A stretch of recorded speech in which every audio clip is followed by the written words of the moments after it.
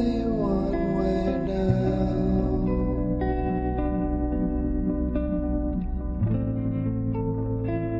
Further up and further in.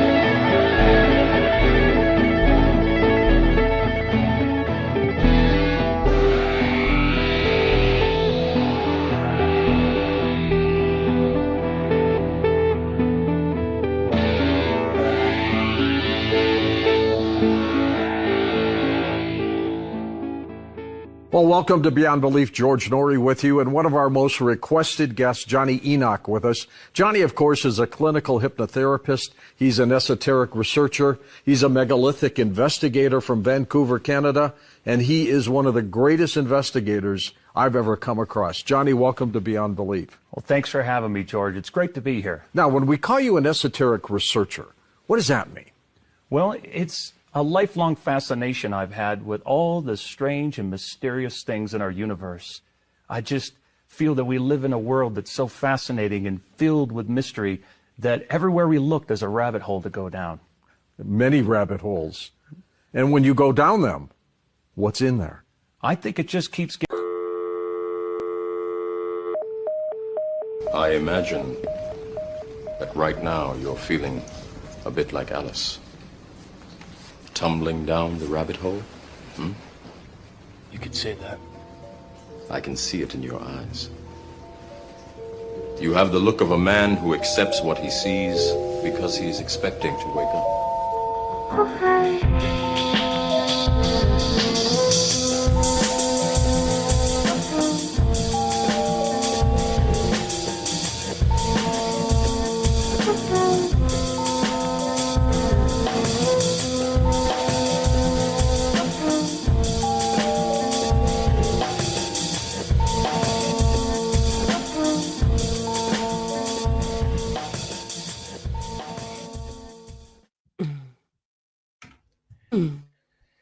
Welcome, everybody. This is Cerebral edition 308 with Johnny and Julia, and of course, Jim and myself, as always.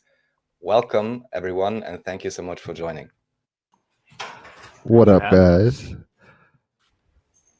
Are we all met? Julia, you hear us? Are you on mute? Okay, cool. Pleasure to be here. So excited. Yeah, Julia, you've been on here before. Johnny, you haven't. Welcome. How's it? It's great to be here, guys. The show. I'm already excited to talk to intelligent people about these subjects. So it's going to be. And fun. we're not artificially intelligent. Hey. So something we do on the episode here, I didn't write a blip for this one, but Johnny and Julia, they're doing a podcast called The J Code. So I guess we'll title this episode The J Code. And what we do on the beginning of these is pull a tarot card and see what syncs up numerologically with the episode 308 or with the card. I pulled the Devil card. You can barely see it. This is David D'Angelis' Starman, David Bowie's Starman tarot deck. He's been on here a few times. Shout out David. But the Devil card is in the description, which I won't read. It talks about it being general artificial intelligence. You know, it's soulless, superior to humanity without consciousness, has no empathy, all this kind of stuff. But basically, the Devil card, embracing your inner trickster, which I think we all hear as Air Gang can do. Giving in to temptations, making choices based on impulse rather than desire, and deceiving yourself, feeling hopeless. It's not the most fun card. The devil's in the details, but is there anything that synchronizes for y'all or resonates or anything you want to talk about in terms of the devil card? Julia, do you want to take this first? No, this is all you. This is okay. Well, when we traditionally look at the Devil card in the tarot, there is a man and a woman, and they're chained to all their materialism, and they're subject to all their earthly needs. You see the pentagram is inverted. And, you know, we look at the pentagram, we see spirit facing up, and then we see the aspects of matter and materialism from the elementals in our world, from air, you know, earth, you see fire, you see the various aspects of water. You see all of these things coming together in this material illusion there. However, I truly believe we're at a breaking point as we live in a world of existential extremes, and we're going within, we're asking questions, we're starting to look around and ask questions like, what really is reality? And I think that perfectly sums up that intro you gave when you showed Neo and Morpheus talking about the rabbit hole and where we're going. That's what's up. And I should say, if people are really into tarot, basically the Devil card, like you were saying, shows Adam and Eve, essentially the man and woman, chained up to their lusts or whatever, their animal nature. But originally, not originally, it's the counterpart essentially to the Lovers card, which is the Gemini card, where it's this angel, the tree of knowledge.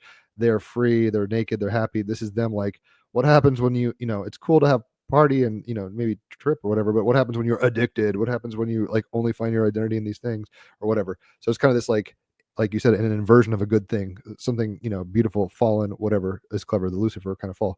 Anyway, we don't have to wrap too hard on that, but it's funny, even in the description, it talks about artificial intelligence, and it's kind of, you know, not all that glitters is gold kind of thing. So we can geek out about that later. But before we get too into this, tell us a little about how you guys met.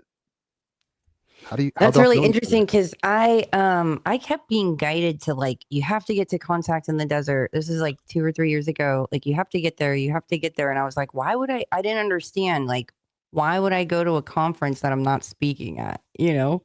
But I kept being like aggressively like, do whatever you have to do to get there. And that's where I met Johnny. Yeah, we hit it off right away in a conversation where it was not only a deep dive, which is incredible about Julia, as you guys know, and as your listeners know. she can go off on any of these subjects, which always really impresses me when I sit down with someone and they geek out on all those little things, not only on our ancient histories, but prehistoric histories, and looking at the finer points of it. And then she also has the remote viewing aspect of it, tying in consciousness, looking deeper into the layers and asking questions that people don't normally ask.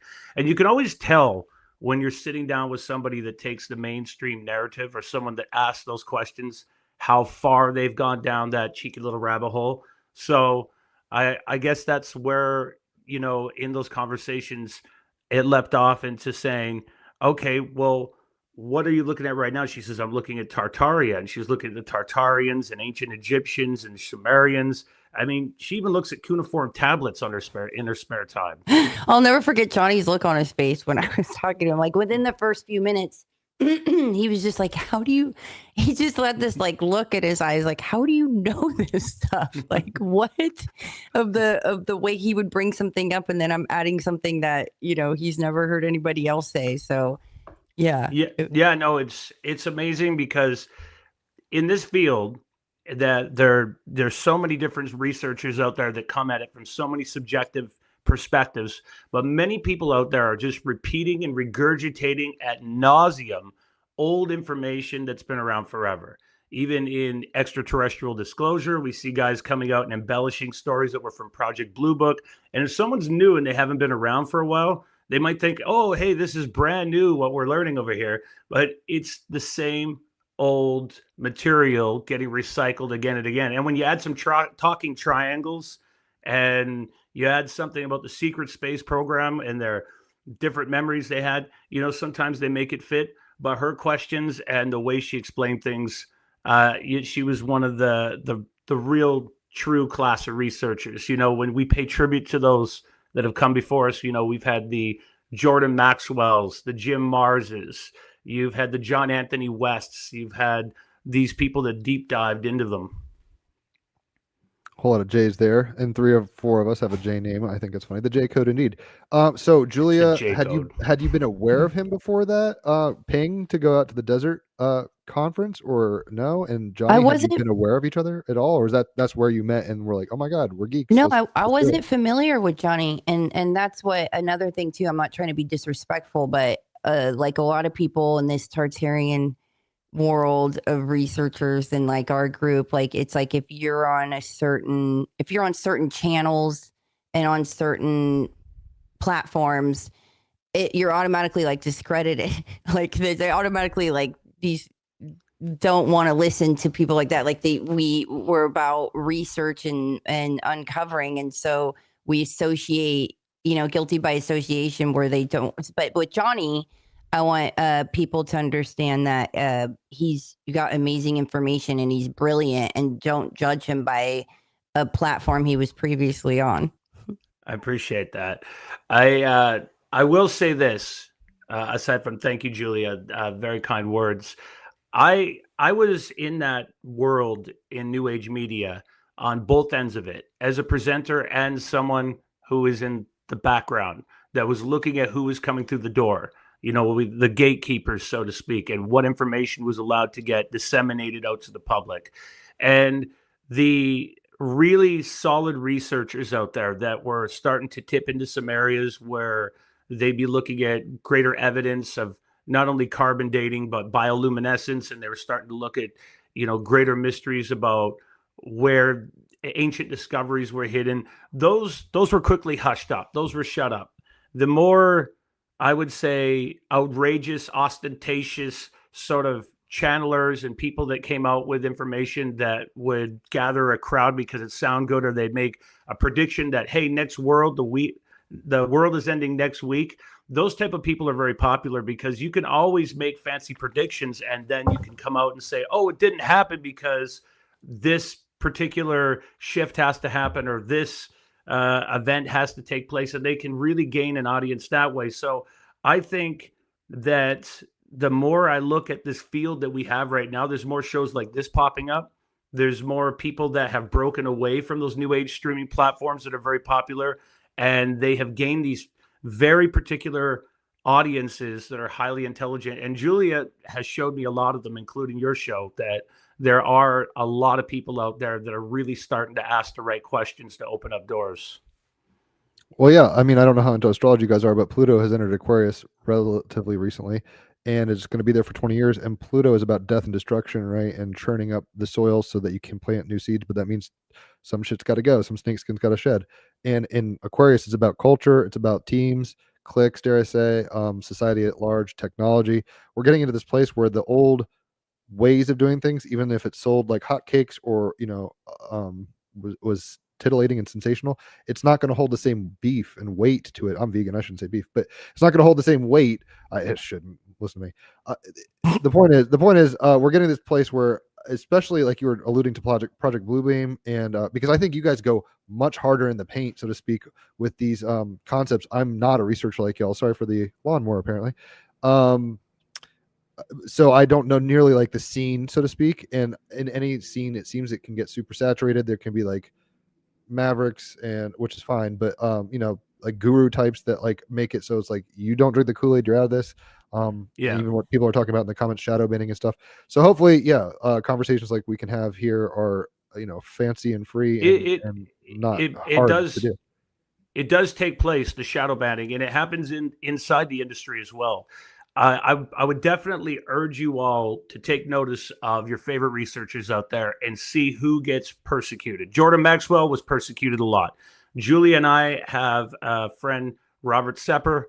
He gets persecuted a lot. He's been shadow banned. He's been outright banned. His material went against the grain with modern anthropology. Anybody who questions the old dialogues we used to have, even about Max Mueller, who talked about various migrations down into the Indo-Gangetic plains of the Indo-Ganges of India and spread out throughout the world, and where the peopling of these particular areas came. There's a very real reason for that. And the reason is that there is a lot of knowledge that up to this point hasn't been ready to be disseminated, because there's a lot of safety and comfort that people get within having this secrecy and having half a truth there. So, for example, we go look up at Raphael there, smoking on something good. And I will say that in his area, look at those parts where he's from. If you go into Hungary, which we call Magyarország, and you look at what used to be called the Austro-Hungarian Empire even, and that's changed a few times in even recent years, and what has happened and been divided up. But you go down to there, you'd have Romania up in the Carpathian Mountains. And that's somewhere that Julia's taken a look at in her remote viewing. You have up there a sphinx-like structure. This actually comes up from Buceci there. This is sort of what it looks like on a mountain. And there's all kinds of hidden discoveries there. There's an ancient museum underneath it and a tunnel system, as well as tunnel systems that go underneath Romania into the Ukraine and by Russia. You go and look up in the other Schengen areas, even in those parts. Look up at Vienna, Österreich, or Austria, where you are, Raphael, or in Prague, over in Czech Republic, over into any of those areas. There's underground systems, subterranean caverns, all sorts of very interesting secrets. And we might say, well, what's the big deal about that? All the secrets that are there. Well, if you look at their legends and what they're telling you, even the Hungarian shaman, who are called the Taltos, they had very particular carvings and rocks of beings that visited here from Mars and where they put stuff. There was all sorts of ancient secrets up at Visegrad, where they believe the heart chakra of the planet was. You have these great stories and legends about the secret societies that came from there. And that hasn't gone away. Even if you look in America, if you look at the U.S. Federal Reserve that we've had up to this point, and there will be changes with that in the near future, you might ask yourselves why there's only 3 official languages spoken at the U.S. Federal Reserve. That's English, Mandarin, and Hungarian. So as we look at these mysteries... Are you serious? Hungarian? Yes. Hungarian. I had never heard that. Wow. Yeah. Okay, that's a curveball. Nice. What would the reason for that be in your mind? I mean, China's a big deal, but like Hungary. Well, you have to know who the Habsburgs were. You have to know how when Hungary came together. You look at István I, the first king for the Holy Roman Empire. He brought into these particular areas a very interesting signature, the Chi-Rho or the Chi-Rho cross, which was like a P and an X in it. And this is an ancient symbol. I mean, Constantine said that this was the Christos in the sky that he saw that showed him Christianity was to come together. That's a nonsense story. He actually, along with his father, Chloros, belonged to a secret society, which today's Masonry comes from. And in Rome, it was called the Collegium Artificam, or the College of Artificers. And all the ancient Egyptian kings and rulers from the world, they all had this sort of secret society like the Eleusinian Mysteries, where they put together religions based on each age that we were going into. And again, this can tie into astrology if you want to look at it. We see it all through ancient Egypt with, you'll see the ram being shown on top of a sphinx when you go into, let's say, an Aries-like configuration, or you'll see the bull or the Apis bull when you're going into Taurus or the Taurian age. Well, all of these groups, like the Dionysian artificers and all those that seeded religions and secrets upon our world, they all came and moved around into various areas. But that particular area is very interesting. It was called the Warm Water Empires. And there's a reason why the Knights Templar came through there. There was, up in those areas, there was all sorts of, not only we've heard alleged giants buried, but up in the Carpathian, but we've heard about underground pyramids and such there. Radu Sinamar and Peter Moon talked about this in their Transylvanian Sunrise series. And what's also very interesting when we look at those stories with the Dacians and the Romanians in those parts is that there was a fellow that was going into their underground tunnel system. He was communicating with one of the sky gods called Zalmoxis. And this is documented in Book 4 of the Histories by Herodotus. So when you look back at these ancient histories, there's a lot there that we're not being told and that's kept away from us.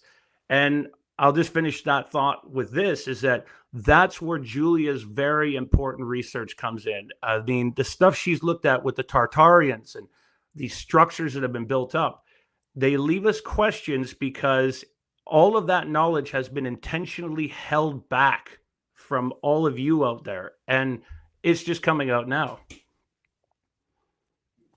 That's what's up. I mean, we can kind of go there if you want. Talk about maybe what you've seen, Julia. It's funny because you're an Aquarius, right, Johnny? I'm a Sun and Moon Gemini. Raphael's Libra. She's a Libra. And you've got a moon in Scorpio. I think Raphael might have that. She's got Venus and Mercury there. I've got Saturn conjunct your moon, Johnny. So it's like, and the Scorpio is about like kind of lifting up the rocks, talking about the taboo and maybe the things that are less comfortable. And the fact that you guys do research as a Libra and an Aquarius, you're going pretty hard in the paint. Say what now? Pluto in Scorpio. Yeah, I've got that natally, but anyway, I mean that's a generational thing. But anyway, so one thing I would say, we've had a master mason who's a DJ that I met at a festival actually up in Orcas Island. I've only been to one festival, and it was up there. You probably know that, Johnny. And he came on, and after geeking out with him for a little while, that was the 93rd episode, ironically, because that's like a polemic number. And we talked, and it felt like Raphael and I kind of walked away. It was like, we don't have to join the Masons. Like, it seems like, especially with Randall Carlson and stuff, it seems like a lot of these secret societies are basically inculcating a lot of astrological, like astrotheology, and kind of enacting it as below, so above kind of thing. And not that people don't have to do that if they don't want to, but what you were saying in regards to the mysteries kind of being gate kept, and then there's like an appropriate time for that to occur, whether it's the post Marshall McLuhan internet age that we find ourselves in, or a post 2012 Terrence McKenna kind of trip, or however we want to look at it, it seems the egg is hatching and artificial intelligence might be playing into that too. So we can kind of talk about anything. I know Raphael is way into Tartaria, more so than me, so maybe he has questions specific onto that regard. But I do want to hear, Julia, what you may have seen in terms of remote viewing in that area. Why is that tying? You know, he's like, that's a crazy place. And what? Oh yeah, no, it's very telling. It's one of my favorite, my favorite remote viewing sessions. And when I got down there, I felt so amazing and superhuman. And before I had to look around, when I got down there, I was like, oh my God, I felt incredible. I felt like a superhero, just really strong, really just elated, like all these amplified of just, I felt amazing. And so I didn't even care about looking around. And it just also made me really think too of like, what is on surface Earth? Like what's going on up there? Like being bombarded with all kinds of like ELF or what, like because I felt so amazing down there. And when I looked around, when I started to look around in the tunnel, it was like a tunnel hallway thing. And what I noticed was it was like sediments up until about 11 o'clock to like 1 o'clock. So it was like all the sediment. So it looked, like cement basically. And then right up at the top, I noticed it's gold. I'm like, is that why I feel so amazing down there? I'm just like in this gold conducting, like, I just found that fascinating. And then when I took a look around, like you stand in front of it and there's like these 3 screens, and it's able to read you and show you who you are, where you've been, probability of like if things your ancestors experienced. It's able like to mirror show on the you, wall type stuff, except not and exactly. it's able to show you probability. So I stopped this because I'm like, I stopped it and I was like, wait, hold on here, because I was more, how is this reading me right now? I wanted to understand, how is this able to work? How could you, because there's nothing plugged into me. You don't attach yourself to anything. And it was like, I don't know, a kindergarten. Like I felt this is incredibly advanced, and I felt like a kindergarten, where there's a lot I don't know. And I wanted to understand, like, how does this work? And then when I stopped and said that, it showed me this clear fluid spinning spinning and going up the spine. And I was like, cerebral spinal fluid? What? And so that's what caused me to dive down into cerebral spinal fluid, what it is. I started doing presentations on it later, but the whole thing fascinated me. And I'm like, wow, if people had access to this and is that why, so many people are lost. They have no idea. They have no idea who their true family is. They have no idea what tribe they are. So they have no idea where they're going. And they don't realize how powerful they are and what this divine technology that's inside them, just in DNA alone. And just, so I was like, God, this could really make a difference if everyone had access to this. And when our consciousness was higher and we were building all these amazing structures and thriving as humans, is this why? Because, they practiced this and they were knowledgeable, and, they knew who the F they were. So it is significant. You briefly talked about cerebrospinal fluid. I know that that's a lot about semen retention. A lot of kind of mystical practices are like, yo, this stuff's got some stuff in it. What were you alluding to being the properties of it that are so magical beyond maybe the fact that it creates life or whatever? But or Johnny, do you have any thoughts either on, I guess, well, the whole fluid? semen retention thing has been mentioned with taking that up into the colostrum. And they talk about how that would build up energy and psychic energy. But I think that in a description like Julia was giving, there's also a correlation with the idea of the incredible and immense energy one feels in these places, like a Kundalini energy, the bioelectrical energetic aspects, like you see portrayed within the serpent in all its different iconography. In some of the descriptions in that area, underneath this sphinx-like structure and configuration that's in the mountains of Buceci. And let's just get this out of the way, that everybody in Romania believes that there's a sphinx up there. And when I've gone up there, I couldn't fly my drones. They would just crash. There was all sorts of military areas that weren't available to the public that were sectioned off. I believe that there would be a back way to get into that mountain. And the word is that when Bilderberg met up there, they went to that hotel, that they had a very special tour of that very ancient museum. And like most of these ancient sites in the world, like I don't care if you're talking about what we would allege as stargates, that sometimes are places that have been discovered on Earth that have been sectioned off and dissected, that had plasma coming out of the ground, or they had different interpretations of what they could be used for with certain harmonics. Those get removed very quickly and taken elsewhere. And that area, there's no exception, that a lot of that, I think, got taken out. I think it was very similar to the Sphinx that was over in Egypt. And we could talk about that after, on how that's much older than the top part of the pyramids. Julia and I were just talking in the last night, and she brought up the Balochistan Sphinx, which is a configuration of a Sphinx-like structure that's above in Pakistan. And you kind of see the remnants of what was underneath it. Like there was other structural areas that are rather fascinating. But there's no doubt about it. These subterranean areas, we especially find them under Vienna. We find them all over Hungary. We find them in all of these areas. And the ones under that Sphinx go very deep. It's alleged that the Pentagon was doing scans in the early 2000s, and they had found these tunnel systems that were lit up when they went down there that had this kind of purple lighting, and a track system was installed. And they had one that, went deeper in the earth, and they had different access points. So it's very interesting that at different times we've found these structures. But a lot of people out there that look at these mysteries, they might say, well, why don't we have pyramids all over Europe, especially those areas, when we have them all over the world? I mean, they're on both sides of the Atlantic. They're in Egypt. They're in the Yucatan, Teotihuacan. You can go over into Belize. You can go over up into Tikal in Guatemala. You find 144 of them under the Azorian Islands. You find a lot of them in China, the largest ones in the world. And that would be because at points Europe was under ice after the last ice age. So there's definitely great mysteries to be solved in those places. But I think that Julia's description is really interesting for me because it lines up to what Radu Sinamar had said, and that's not his real name. That's just a pseudonym. He's written a series of these things, and he claims in the book that secret societies had covered up a lot of this knowledge, that they were keeping the secret about what was there in that ancient area.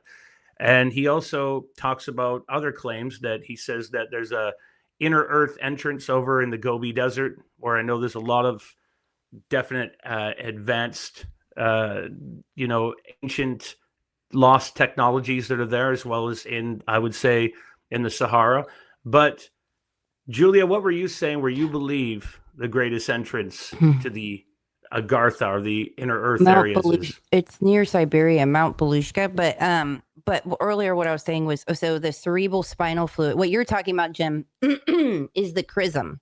Like when and that's the sacred secretion, which is amazing for prayer during that time. So when the moon goes into your star sign, like your sun sign, I've heard hold it in at that point.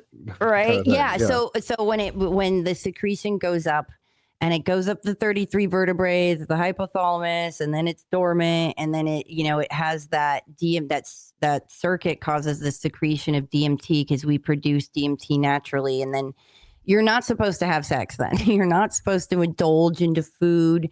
You're not supposed to, like, when that process happens, like, prayer is amazing then. Like, if you do remote viewing, it's good for them, but prayer, and if you seek any answers, that you just, what do I do in my career? What do I do? And, where do I move to? I'm lost on this, or I really need guidance.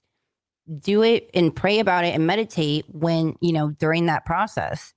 But that cerebral spinal fluid is, it's piezoelectric, and it, actually spins just like our DNA and just like the blood flow in our heart, where it has the two spirals going around a third spiral. But Dr. Randolph Stone said that our soul swims in our cerebral spinal fluid.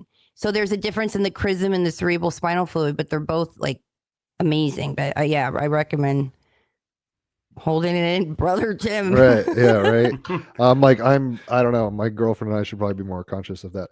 Because I'm like, I don't think I clockwork it like that. And it's funny because I don't need to incriminate myself too much, but I blasted off earlier today at a river, and I was having very serious, artificial, insemination of the DMT stuff. Well, for those out there that do practice that, and there's the likes out there, William Reich, and there's the organ machines and organ generators and all that, this sort of science of orgasmic energy. A lot of those that are in that tantric space that teach that practice, they also talk about having an internal orgasm where they'll come so close that they'll hold it in, so to speak, that they retain that energy while building it up, because there is a great energetic exchange. Those are my life goals, like energy gasms. Like that's my my resolution. Yeah, I think there's something to it, because the devil card. I'm not sure if I never mentioned this, and I'm not going to get into details, but it's real. I know. Oh, yeah, no, Raphael and I have talked about this. Yeah, there you go. Montauk Chia kind of circuit thing. I think Raphael once told me about that. If that's what you're alluding to, Raphael, like the inner kind of I well, don't know there enough are about his practices stuff. to do it, and then the idea is that there is a particular experience. You can technically have several techniques to induce it and so on. It's not, I mean, some individuals master it, that they can more or less do it at will. Yeah. God did not grant me that ability, but I experienced it once, and it's real. What can I say? You know, No, You need to change your username from act like you know to like I freaking know with that kind of knowledge. Yeah, no.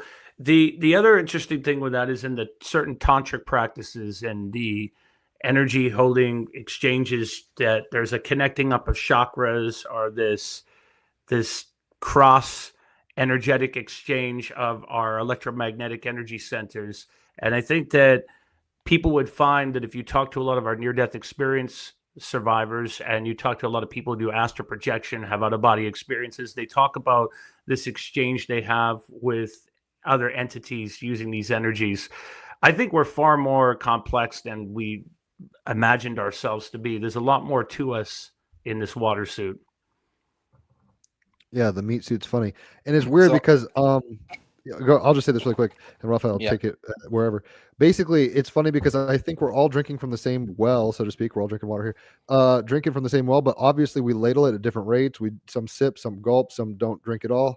Metaphorically, hopefully we're not drinking from that well that we were talking about just now. Yeah, that's the no, the colostrum well. That's like a Porky's style well, but it's funny because I think what you're saying in terms of we're getting to a place where we can integrate all these kind of disparate secret societies, different trains of thought, whether it's kind of a manly Bihal Rosicrucian attempt or whatever it is, yogic, tantric stuff like you're talking about. And we're kind of able to create a pastiche in a postmodern sense where we're really getting into it in a fundamentally new way, at least for us. Maybe it's happened before. If it, Atlantis is true and all that stuff, it's like maybe they were jamming on this cylinder, but like it seems like the way we're apprehending the Tao now, this river ain't the same as it was before. So it's a little more fun, a little more trickstery, and we can kind of create very interesting maps. The map is not the territory, they say. So it's like everyone is going to have to go out there and figure this stuff out for yourself, because somebody could say, hey, if you sit under a tree for 40 days and don't jerk off, like you'll find God. Maybe it depends on a lot of things, I think. But and maybe there's some paths that are more tried and true to get to quote enlightenment or apotheosis or whatever. But like I was saying earlier, you can just smoke DMT and you can get a pretty quick sneak under the skirt, so to speak. So anyway, Raphael, I didn't mean to interrupt you earlier. What did you want to say? He's pulling. So there's a few things I want to mention. I'll go through them one by one. It's just brief points to some of the things you've said. So initially, John, you mentioned carbon dating. You may or may not be aware of the works of Anatoly Fomenko. He's the mathematician from Russia. He's done the most. I always love to show his artwork because I think it kind of shows that this guy is just something else, but that's maybe just me. Wow. He also illustrated The Master and the Margarita, as you can hopefully see here if the YouTube search function is working properly, or now it's just buffering.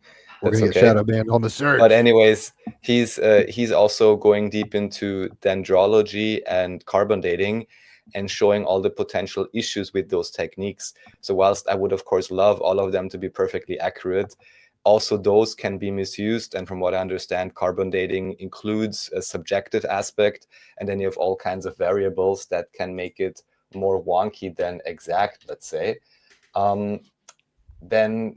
So that's just one thing. Then you may or may not be aware of a Cliff High. Have you ever heard of Cliff High? Yes.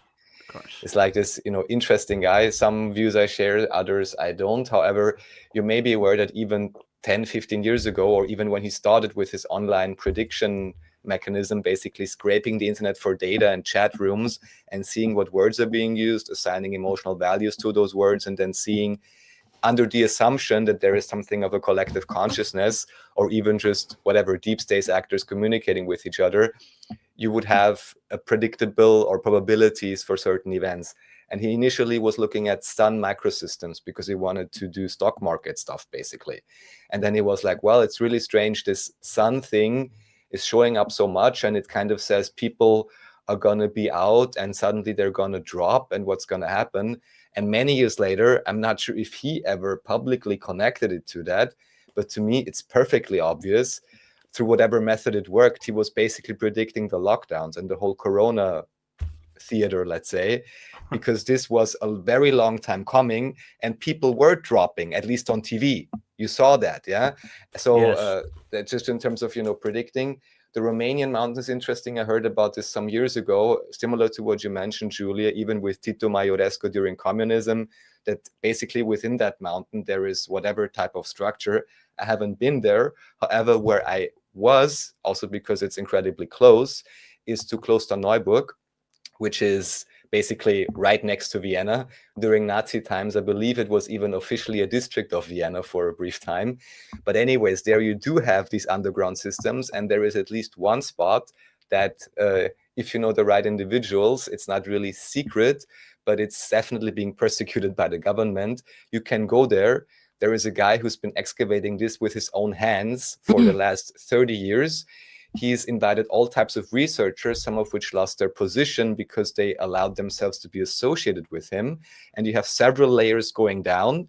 Then you even have a siphon, and then there's even more underground layers. And when he discovered this, it was basically, full of trash or rubble or whatever. So he could remove a lot even without power tools. At the entrance, you have like medieval depictions, which he was clearing up again, and they were still 95% there, of, like strange metal rods with like a cord. And there is a room in there, which, for lack of a better term, may be a teleportation room, because he was in contact with the local abbots, who kind of, when the main guy was away on his trips, invited him in and was like, let's look at these supposedly medieval scripts. Even here, it's all with a caveat. But what was interesting is that they basically described, you take this device, you ring a certain sequence of frequencies, and then supposedly you should be able to teleport organic and inorganic matter. And all I can say is I was in that room. There is some strange symbolism on top, which you can see with UV light. What does it look like? Wait, describe the symbolism, the symbols. The only thing I can discern was that one was a Templar cross, another thing, something that looked like a portal or whatever, and a few more symbols which I wouldn't have a conscious, relationship to. But anyways, the even, I guess, Nobel laureate for quantum science or whatever, by the name of Zeilinger, an Austrian guy, the real world application he did was, I believe, quantum encryption for banking. So something, low level. But anyways, he was there. And when asked about it, he said, well, I can very well imagine something of a teleportation thing happening there. Also because the former owner of Red Bull, which is a worldwide company, officially 49% owned by Didi Mateschitz, now he's deceased. He was very interested in this, and he had huge swaths of land in the Austrian countryside, and then actually managed to get through a survey where every 50 meters between two of these underground access sites, he basically took samples of the earth, because they discovered that there's some quartz close to these sites. And he actually discovered that there is a solid line over many kilometers of quartz vein between at least two of these underground access sites. And the place where I was, even the government basically is always trying to come up with excuses, and basically now trying to declare, this house that you bought or this new property you bought, it's actually whatever new classification. And if they would get that through, then they would legally be allowed to basically trash the place again. Yeah. So it's very obvious there. They don't want you to know. I was there. There's many different relics. And even, for example, one bone, which, for lack of a better term, would be a human type hybrid bone, because it's a human upper leg bone, but it's too thick. And there's some strange kind of somewhat reptilian looking figurines and so on. Very, very strange. There is an alloy with, if I'm saying this right, 15% aluminium, I want to say now, or it was some other alloy, but basically some type of alloy which officially we only discovered 50 years ago. But they had a superior form there, and at least it seems to be let's just say older than 50 or 100 years, because, you know, going farther back is really difficult. But anyhow, overthrowing all kinds of these assumptions. And if anybody ever in European academia wants to declare anything as part of the, they call it Vincha civilization or Danube civilization, they basically get outright banned, or at the very least, it is certain that you will not receive any funding from the European Union academic establishment anymore. Because officially they're claiming, oh, you know, we don't want the German-speaking people to think they have anything to do because we know what happened in the past, which is the BS excuse, of course. But it's very obvious that the church is there and whatever other, you know, maybe Freemasons or whatever, that are not happy about this information going out. I showed some of this on shows with Andreas. One of the guys to look at is Heinrich Kusch, Unterwelten. And also here, I'm pointing this out here, and really, I can very much recommend this. We will have him on a show soon. This is Gunnar Hiptmeier, who's an independent local researcher who's been exploring, like, real life, all these types of areas and sites in Austria. And from what I spoke to him, he's very based here, underground systems and resonance chambers in Austria, even a fully translated presentation. Of course, many things we cannot know for sure, but still we can relay, you know, whatever we can actually truly find. And I'm almost through. What is there also, because you talk about magnetism, and it's another thing that's as real as it gets, because you can go there today in this underground access site in Klosterneuburg. There is too many things to mention, but one particular spot where you put your hands around the column, and then the idea is, as it was explained by the tour guide, but many people try this themselves, and you can go there today and experience it. If you hold it, then basically you get some kind of a buzz or a feeling somewhere in your body, potentially. And if you do, then it's basically indicating that this is currently the weakest spot within your energetic system. So just think of it. You basically have a medical analysis tool that's like, just because it's a magnetism spot and whatever else they did there, but you need no machinery, you need no electricity, you certainly have no bad radiation going through you or whatever. And so if that exists in one place, don't tell me this couldn't be reproduced. But no, we're not doing that. We're sending everyone to, at least in Austria, it's very common, to 100 million scans. They get radiated 1 million times, and then people wonder why they get sick, right? And these machines cost millions anyways.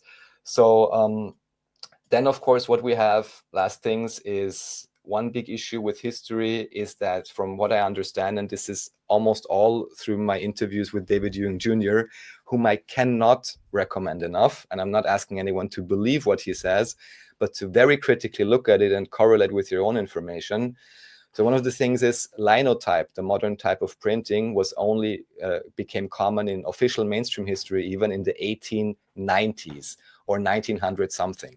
So this is the point when you didn't need the Gutenberg press anymore, which easily breaks. You cannot possibly produce a newspaper or whatever, but we supposedly have all these Civil War newspapers from 1800 whatever, thousands and thousands. How realistic is that? And even today, looking at any new books, in the front you would usually always have, you know, Redactus Est, your dear Jesuit Brotherhood with the stamp. And I always wondered, why do all these books, even though they're supposedly medieval, looks like they're written in Times New Roman? Because they are, and because they are re-releases with linotype, with a modern technology. So we have a strict cutoff of any real old information, which is redacted and repurposed by, you know, your dear Jesuit history fabricator brothers, who may have changed an unknown amount of information. And then the last thing I want to say, in terms of the Starfort cities and all of that, there is the research by 13th Monkey, who has mapped about 18,000 star forts worldwide on a nice, you know, Google Map interface. There's interviews on my channel, interviews with Andreas, where he's showing a lot of this. And what we can clearly see here is that almost all of the star forts in German-speaking area and France have been destroyed. But if you go to more like Middle East or some other places, you can find more that are still active. And according to the information he's relaying, is he's basically saying a lot of what we know about old technology, let's talk about the past, you know, few hundred years at least, because it's almost impossible to go back further with any credibility. It may well be that the Renaissance and much of the technology that does exist was basically only kept for the royal families within the Starford cities, whereas almost everyone else was basically a beast, as David likes to say, or peasants outside the Starford city walls with no clothes, no languages, no culture. And if they ever even dared to pick up a piece of clothing, the knights from the Starford city would ride out and take it away from them. And that only because of the lineage of first Jesus, then Moses, Jesus, and then the prophet politician Muhammad. These Starford walls were broken pretty recently, and the technology had to be shared. And previous to that, you only had these Starford royal families trading and having technology already from Solomon or God, they claim, unknown source. And only because the actual royal bastard, prophet politician Muhammad, managed to rally enough individuals, they finally broke those walls. And this is when the modern industrial revolution started, and people actually started urbanizing and coming into the cities and learning anything. And that's also why you have so many kidnapped people, even in England, people believing, oh, I'm original English and so on. But even they only got trafficked 100, 150, 200 years ago. Anyhow, big thing, but correlating a few things that you have said, just to point for out. Raphael, can you, I'm like, first of all, time out. Can you get Johnny and I in there? I want to go to this place. Of course. Yeah, let's do it. He'll steal you away into the disappear, countryside. Nice. Yeah. Then we'll meet. No, it's no problem at all. It's not secret in that sense, but the guy actually is not allowed to openly advertise it or open a museum. Everyone can open an effing museum or whatever. He's not allowed to do that. It's kind of like how do you call it? You do it through associations and so on. It's all perfectly legal and so on. It's not secret, but he's not even allowed to promote it. Yeah, so it's crazy. Absolutely. And when we look at the Vinco, the Vincha, as they say over there, and that Tartarian subject that you guys geek out on and go after, we look at their script and say, okay, this is the most ancient of all on the earth. The same with the ancient Hungarian. If you've ever looked at that, it looks like very hieroglyphic, like the ancient Chinese. It's very strange. But there's no doubt that these folks that were on the earth, they possessed a type of technology of working in hard stone, very much like you were describing, working with harmonics, with sound. This is so very important, even to our hidden sciences we have today. If you guys have ever heard about, I don't know if they have these in Vienna, but have you ever heard of s'mores that Americans make with chocolate, marshmallows, and graham crackers, so they melt them together? Well, we can look at that even in how we assemble nanostructures in different metals today with electrostatic formation. So you get like sculpted rock when you combine energy matter in a high frequency intensive aspect through harmonics. And what's really interesting when you go to ancient Egypt, for example, and we find, let's say, a place like Zayet El Arian, which I definitely want to work more with Julia at looking at that. That's Egypt's Area 51. It's near Abu Sir and Abu Ghurab, if you look that up. The area nearby has an area that says that it was built by a king that had the name Stargate in his name. And this is an area that's been sectioned off by British and American military since the 1950s. And you can't go there to this day. There's an unfinished pyramidal complex with a subterranean complex below it the size of New York City. An aircraft can come and go from there. And there's an area under there, I'm told, where plasma comes out of the ground. It's still intact. And it's highly sectioned off. And in many of the other areas, even up in Hatshepsut's mortuary, where you go and you look up into that area, that the public is not allowed to go in there. You have to bribe the guards off, and it's not just a regular bribe. They can get in a lot of trouble for this. On the wall, it shows doors opening up, giant stargates, or looks like a door filled with stars with beings coming through it. And it looks like something has been removed. It's like the Serapeum that we find at Saqqara in Egypt. On the walls, something has been removed. And why I think that's so interesting when we look at these ancients, they knew how to work with hard stone and to tap into something that even what Julia was talking about when she was talking about the cerebral spinal fluid and having that piezoelectrical energy, just like quartz crystal. Well, what is granite made out of? Granite is made out of silica, or just like silicon microchips, and that is a conductor and insulator of electromagnetic energy. Now, in other areas you can go to, and you can even find this one over at the back of Kamombo Temple, or you go to one of these places, and on the wall, it will show a gate or what looks to be a stargate. And often it will just say Stargate with a foot that you can go through. Just as you described in that Vinci area over in Austria, that there is a mouth that is opened up, the mouth that represents in the hieroglyphics making a sound like open sesame to get within there. And then think about everything in our universe, how it's all operating through harmonic resonance, harmonic oscillation, the music of the spheres with Pliny the Elder, or even the keys that Pythagoras unlocked. Sound is a very important aspect to opening these areas, and I think we've lost touch with what its true power is. Melted chocolate, Jim. Oh, Jesus Christ. Chocolate. Melted nanotech. This is just the very last thing I wanted to show. I see in the CC. Basically, so I wouldn't necessarily recommend this show because it's too big, but here we have a guy, I'm not sure where, Hillsdale College, whatever this is, and he's saying, you've seen this? It's a conservative college. Okay, so he's basically saying Congress is not at the time to look deeply at what's going on. I have had the benefit of 33 years of studying. Well, that's just great. Let's speed it up a little bit. Engineering and scientists. And he's basically talking about technology that has been hidden. Can manipulate time and space. That's the word on the street, apparently, according to some press release recently. Yeah, Johnny, we should bring up how the patent of walking through walls. Yeah, so now I muted myself. So yeah, you've seen it. And also here, what you have, this is the last thing I'm going to show, because it's, again, a real thing. And I even spoke to somebody recently who worked with this guy. He was later persecuted and fled to Brazil, thrown into prison and whatever. Here in the year 2001, here it says, calling on the phone without electrosmog, ? You have Hartmut Müller, and here he's live presenting a telecommunications line between a university in Germany and a university in Moscow, I believe, or in Petersburg. And he's basically calling the guy through something he calls gravitational waves. But anyways, it does not need a cell tower. It doesn't need any of these things. But of course, the technology is completely suppressed. So even if someone, organically comes up to rediscover this, it's being stashed away and the guy's getting chased off, basically.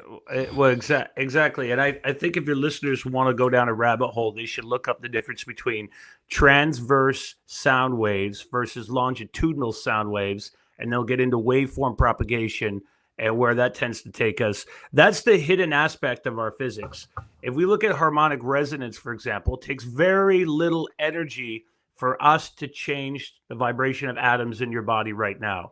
And this is where relativity comes into place, because if I changed them in you, for example, right now, and you're not relative to the atoms below you in the floor, you'll fall right through the floor and you'll go deep down into some sort of Vincian hideout, and you'll be able to find the real relics there. But we can change subjective reality all around you. We can change aspects of being able to walk through walls, like what Julia said, with the patents that are out there. We could make someone float above the ground. We can do all kinds of things through this manipulation of sound waves. And it's this energy, it's this frequency, it's this vibration, just like we get from the Tesla stuff. That is the secret. And that's what the Egyptians understood. When you go down into the crypts, even when you're in Egypt, you see a portrayal of Hathor, or as the Egyptians say, Hathor, and you see her ears of a calf, which is very symbolic to the mysteries.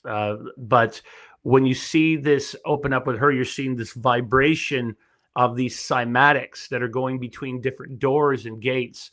And for those who have ever been to Egypt, if you've ever been to the area of Dendara, if you've been to Hathor's temple in the crypts, everybody goes to look at the light bulb glyph, they call it, which is not a light bulb as such. It shows these giants that have a line around them, like the ancient Egyptians. They had to pronounce Ka, or pronounced energy.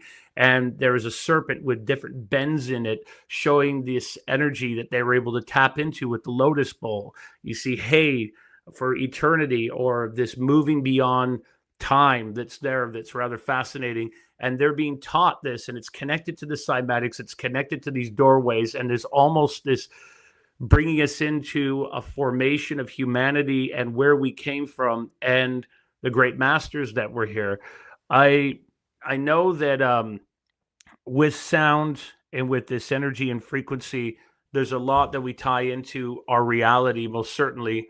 But I suppose that our music has been affected by this also, hasn't it, Julia?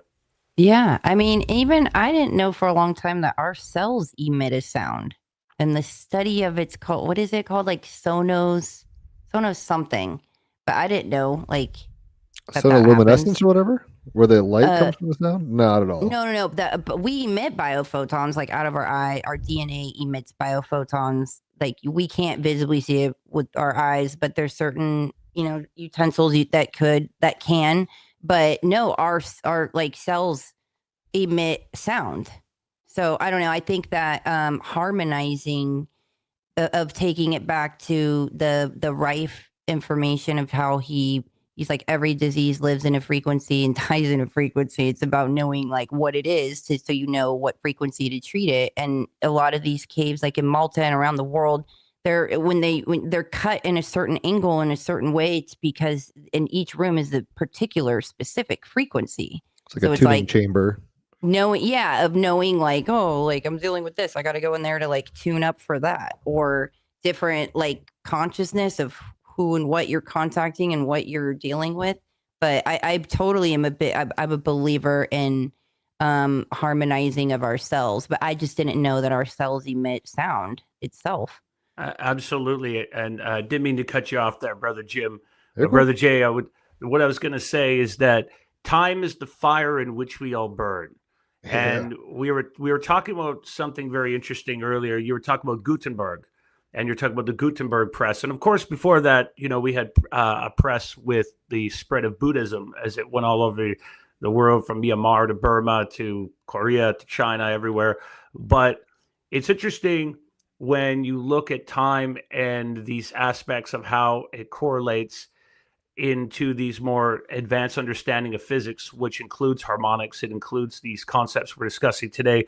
And why I'm tying in the Gutenberg Bible is, our Gutenberg press and the Gutenberg Bible, in fact, is we can talk about something like the Mandela effect that people always talk about. Well, as when you look at our ancient histories, even look at today's Israel that we go to look at, that so many people discuss on the news. And we could go look at Lord Balfour's agreement and how today's Israel came to be. And people argue over the word, let's say, Jewish, or where did this word Jew come from? And we know there's Ashkenazi and Sephardic and all sorts of... I always say people call me a Jew every day in my life, every day, all day. And people your name are is like... Julia. Well, if you look at where that came from, just over 300 years ago, you hear that word for the first time, or you read it in the Gutenberg Bible.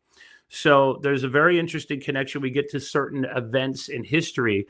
And I think tying this all together, not only in these types of physics, and when we're talking about these cover-ups in ancient history that there's people on this planet that have been privy to, it's very interesting that time is a sentient existence. Just like we're self-aware, it's what gives every carnal existence the ability to have free will. I believe it's woven into every subatomic particle, and we can find that not only within our experiences as we measure time, but in every other aspect in the multiverse constant.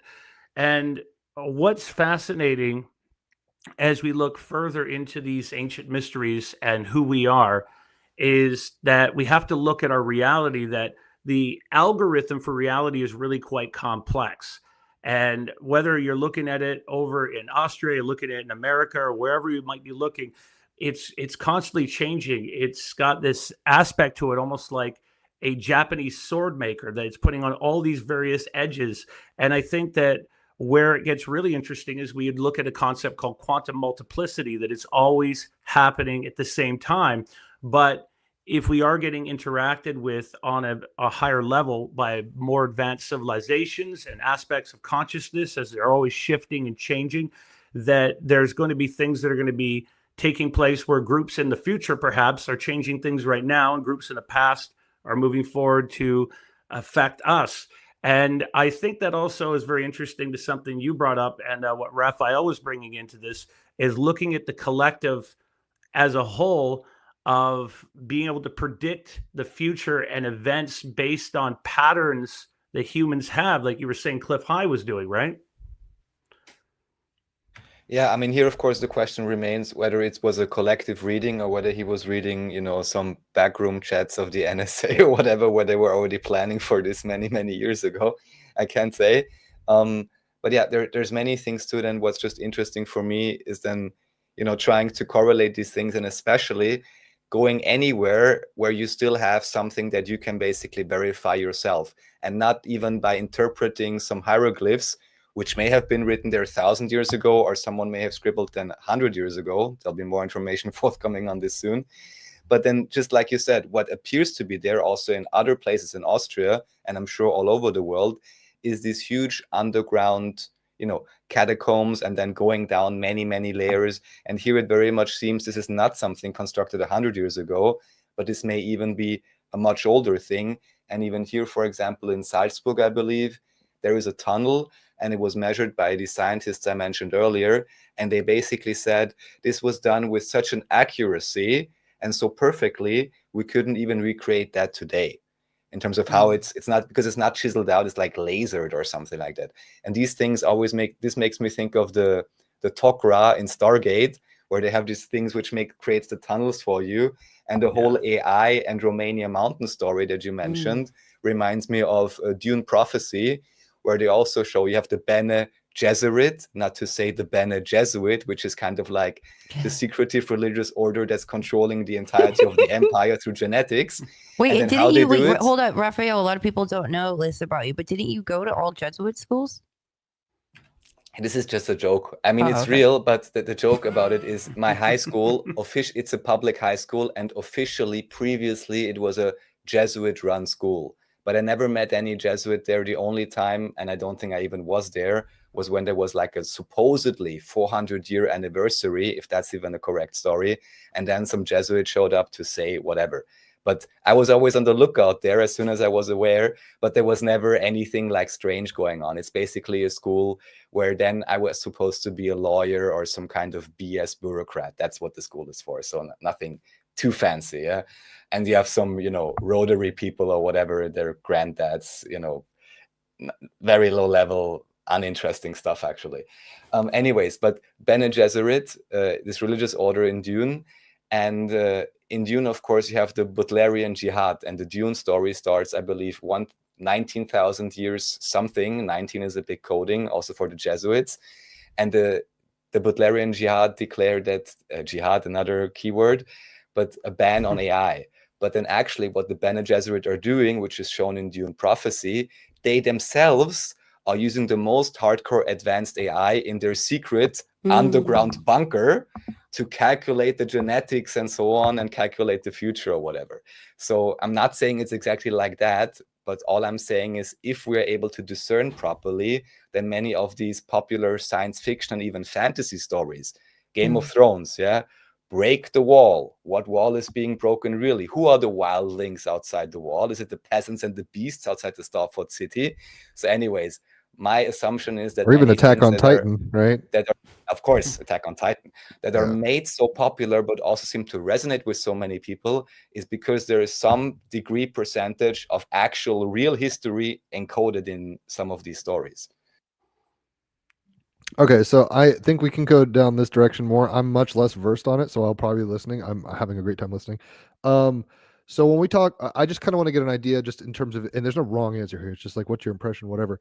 When you're talking about the Dendara thing in Egypt, in the kind of electric bulb look or whatever, I've actually seen that correspond pretty well to spermazoa, ironically enough. So maybe the multiple levels of interpretation there. I forget if that was Colin Smith or not with Lifting the Veil. He's cool. He's been on a few times. But when you guys look at reality and the stage, you know, all life's a stage, according to Shakespeare. It seems there's sine waves, right? Like there's golden eras and dark ages and all that stuff. Whether it's the Hindu presupposition of like yugas, or however you want to look at this, how do you guys personally look at the roller coaster of information? Do you look at it as like, do you see what maybe I'm not being articulate enough. Like what Raphael was talking about earlier was like some situation where basically like the haves kind of cock blocked the have-nots to the degree they were chattel and kind of just running around naked and illiterate, and that's possible. I don't know, but how do you guys look at the weft and weave of time, space, in a sense, in terms of the archetype? It seems like when people talk about Atlantis or anything like that, it's like a high golden age. Oh my God, yes, people were resonating with the stones and healing. Without even thinking about it, or all these kind of ideas, and then we fall into this like barren tycoon industry materialistic. I've always like wondered, like, okay, like I just feel like we've been in the dark ages of like, even just looking back of like, dude, we had a fax machine, we had a pentelegraph in the 1800s, like we had in 1909 they're plugging in cars and charging them like electric cars, and so it's like, wait, and we think, and so many people will think we're becoming so advanced, since 1947. And it's like, wait, but we've kind of been in the dark ages. And I've wondered if that's kind of a strategy as well, that it was implemented to have such health problems and put things in foods and take away parasite cleansing. And, the doctors they don't even have it in their curriculum by the late 70s. And, this like creating a lot of this disease, knowing that it would help this technological system of getting implants where you're going to be more open and agreeing to and volunteering to get something like what is Elon Musk's thing? Neuralink or that type. You're more open for that type of technology because you've been so effed off and your health is in such bad shape. It's getting you to agree and to be primed for agreeing to such things. I've wondered that. So it's like a devil card episode. Do you think there's like an agenda, whether it's Agenda 21 or whatever? Do you think there's nefarious agendaed things which have long games, kind of long plans, generational plans, and it's like we're being idiocracied and siphoned Doesn't off? It seem like something's looking for host bodies? Like, doesn't it, like, getting down to the root of it, whether it's etherical, like it just seems, could it be AI that wants to so badly be human? It wants a body. It just seems to be like something is seeking host bodies. Am I? No, does that make any sense? Like, it makes sense, and I do believe that there's an ancient form of AI on this planet, as I've discussed with Julia before, and she brought it up. But don't just drive by that. What do you mean by that? Hold on, just briefly kind of pivot on that scenic byway or whatever. We could get into AI and artificial intelligence as we know it right now is called machine learning. But when you start moving into quantum computing and start to look at different aspects of where we're going to go, you're going to get more synthetic intelligence. But imagine an AI that's so pervasive and so aware of everything on our planet. It works like Rupert Sheldrake's morphogenetic field that is constantly moving throughout our world. I mean, look at your DNA. Deoxyribonucleic acid and ribonucleic acid. It has a windings for distance. It's duplexing. It's an antenna. You're receiving a signal. Even when we look over at your mitochondria of your cells, they're almost extraterrestrial. They're almost alien to us on how they form and how they store electrons, and we get energy. And we can talk about how that relates to AI in the future as well with our futurists like Ray Kurzweil. But going back into these very dark ages, I want to tie in a couple things. We can also tie in what you were talking about with the number 33. I know that's been brought up a few times. You brought it up, Raphael. Julia brought it up. It has a lot of different symbolism. Yeah, exactly. Well, let's go down the Masonic and secret society rabbit hole. And I believe what you're looking for there is what they call signs and tokens. And it's very important that people know that secret societies have been around on this planet for a very long time, as we discussed at the beginning of this show. And the Masonic groups that you find, the different bodies of Freemasonry, whether it's continental, it's British, it's American, they hold similar keys to many other hidden fraternities. There's many that are called clandestine fraternities, but they all hold the same keys. So you could read these keys almost like if you want to use the Masonic cipher, you'll see the alphanumeric code of when things show up. And we see that denoted even with periods of history where certain knowledge has been kept from what's called the profane. So we talked about the Dark Ages. Well, let's talk about if you go to 549 AD or CE, we believe that there truly was a type of Dark Ages in Europe. If you look at all the volcanic eruptions and things they talked about, that's when we talk about a potential of a bubonic plague. There was famines. It was a very terrible place to live upon the earth. And the skies were dark. There was all kinds of diseases and illnesses. Nothing would grow. And that would be right around that King Arthur period where people think that it's a personification with Guinevere of this period of how that story is really talking about this period of the Dark Ages. Well, go back and look at the Atlantis story that you brought up from Plato's Timaeus and Critias. They learns from his uncle Critias and gets it from his great-great-great-grandfather Solon, who goes to Egypt, meets with Sanchis at the temple when Egypt was called Sais. He sees an Atlantis story upon the wall, which washed away into the Nile Delta. And of course, today we see that exact story over at the Temple of Horus and Edfu, great seafaring people that came and seeded this great knowledge and information after a great catastrophe came from the sky called Sebti. We've heard a lot in the past from various folks that have been teaching us about ancient catastrophes on Earth, which we find mentioned in many of our holy books and our religious books. We find the story of Noah. We find in the Popol Vuh in Guatemala, we find a very similar story. The Chinese and the Hindu, they all have a story about floods and destructions upon the earth. Was that solar melt one pulse B, or was it the Younger Dryas cataclysms, as it's called? You know that we get about 11,860 years ago on Earth that caused catastrophes.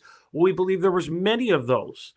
Remember when you go back into the writings of Diodorus and you go back into the Bibliotheca Historica in 50 BCE, he says the Egyptians were strangers from a faraway land who came to Egypt, which the Greeks called Egypt. They got it from a stele in Memphis that was, they called it Aegyptos, and it had different names at different periods for what it was known for. But they found it. They found it in its structures. And we see in the pre-dynastic art, even over at the Nubian Museum or at the Egyptian Museum, you'll see it on vases. You'll see it on ostrich eggs. You'll see these three triangles that look like the pyramids we find over at the Giza Plateau when we look at Khufu or Cheops, Menkaure, and Khafres. So there was different cycles on this earth for a very long time. Now, how does that tie into our secret societies, the mystery schools? Where does it tie into this ancient knowledge? Well, all of our religions, all of our holy books, all of those ancient teachings have to be looked at like a lock that we turn 7 times, like Helena Petrovna Blavatsky talked about. We look at a biographical key. We look at a geographical key. We look at a theogonic or a religious key. We look at many different areas, maybe even a biological. Maybe they're representative in its symbolism where the actual is hidden in the literal.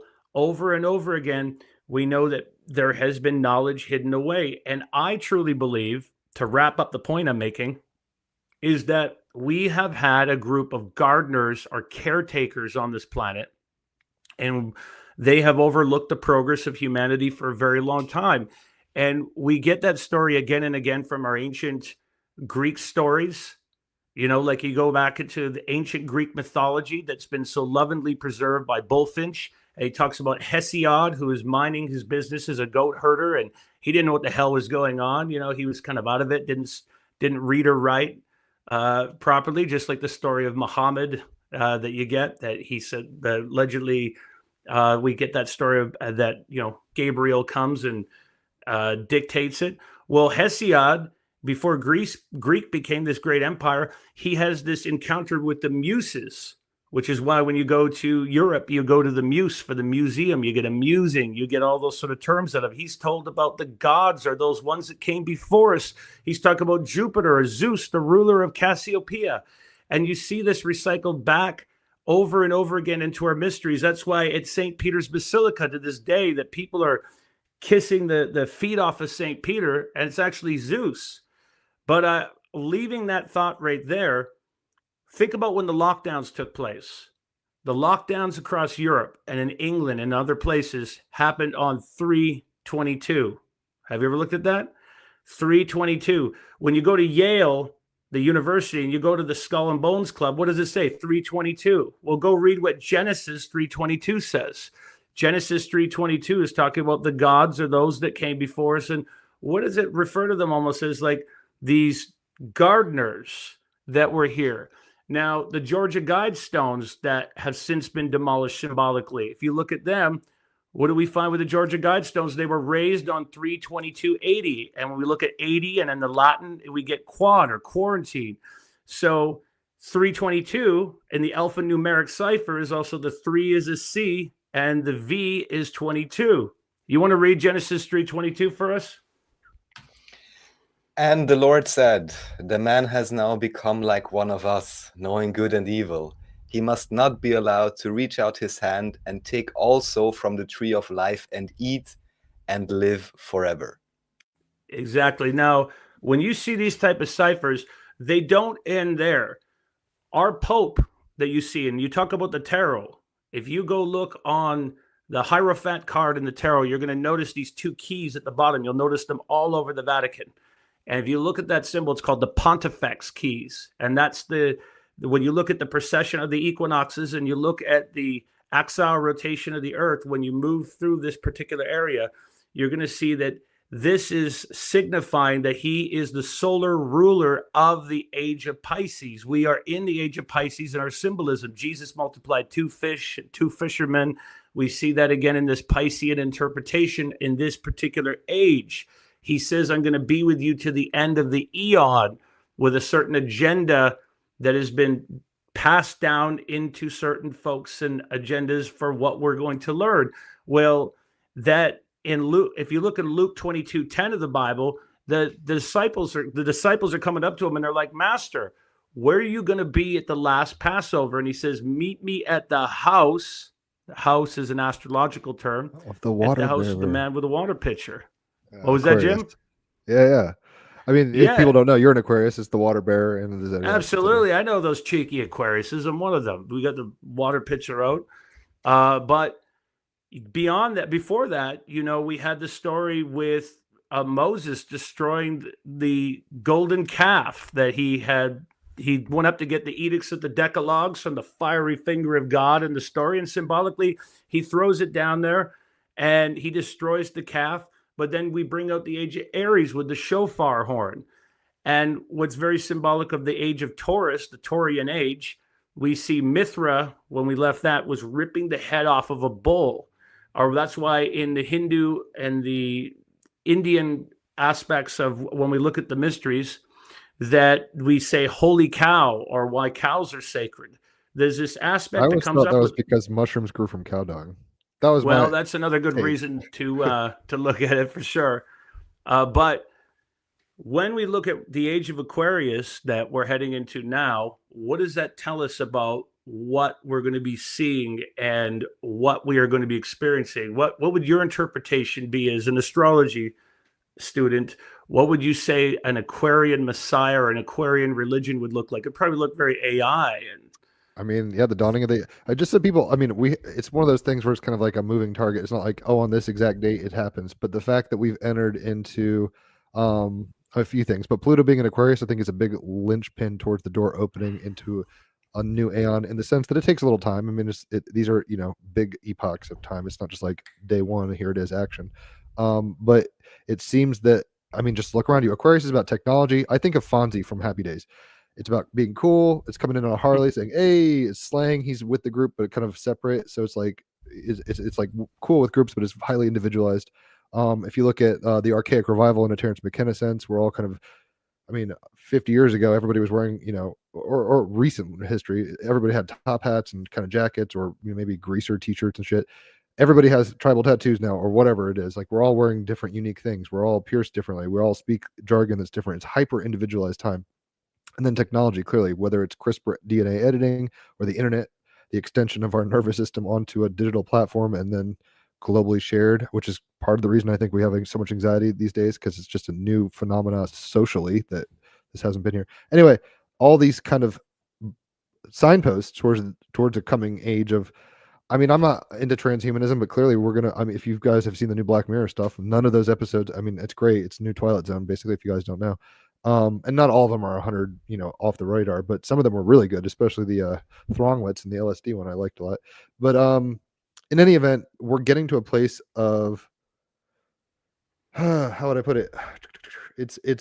It's a technosis. I mean, that's what's happening. Like the technology is so embedded in us, and maybe we always were. That's kind of what I was asking earlier. If we are little Tory beings with cerebrospinal, columns that do magic, why have we fallen in a dark age? I mean, I'm not needing to loop back on that, but it's like, is this nefarious? Is this like an agreed upon thing in a Bashar sense, right, Raphael? Where it's like we just asked the game to get really hard because it's interesting, or are these conditions of the Tao in an astrological sense where it's like, hey, when these things are happening, it's going to be, the rapids in the river are trickier at certain parts of the river, and sometimes the stream is a little less rapidy. We're obviously in a time of great change, post 2012, if people are into that wave or whatever.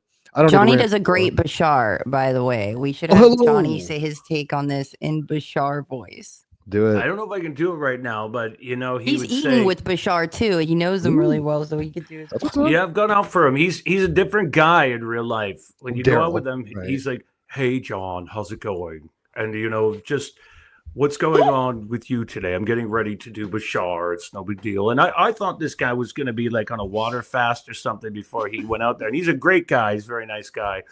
But then when he gets up there, he's like, "Good day to you and everybody in the audience that's come out to see us from the SSani transmission. And I have some messages for you that you're going to use the holotropic screen." But no, absolutely.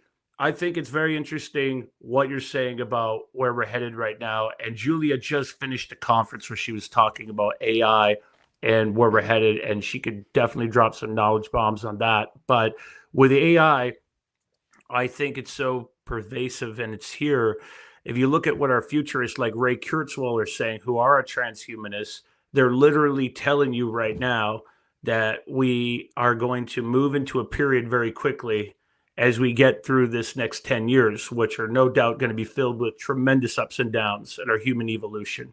And they have for a long time. As we discussed, this has been encoded in our histories, encoded in our religions, in our symbolism, that we've gone through many of these great triumphs. And as we enter this new area, if you want to use that term, technocracy and where we're going, there is a real push for that merge of consciousness with machine. And we see the idea being presented as even looking at these things called foglets, when you go back to Kurzweil's work, which are these silicon hexagonal structures that are one atom thick. And they're like Buckminster Fuller's fullerenes, the Fullerites that, they'll move along the body in the geosynchronistic orbits. And really quickly, the general idea behind this is the first steps towards not only nanomedicine and merging with machine. And we might think that begins with Elon Musk and Neuralink, but that's only accessing 5,000 synapses right now. It's really primitive. It's the Model T Ford version of that technology. But where we'll go first of all into this is life extension. And where you'll see this is that it will take your mitochondria, will unlock your mitochondria, and it will create an equilibrium stasis. It will reverse telomere degradation and use the nitrogen and hydrogen from outside of your body to make eating and drinking optional. And at that point, you'll see tremendous life extension and eventually even the ability to control the microtissues on your skin and so much more. It will have all sorts of ways of being marketed to people.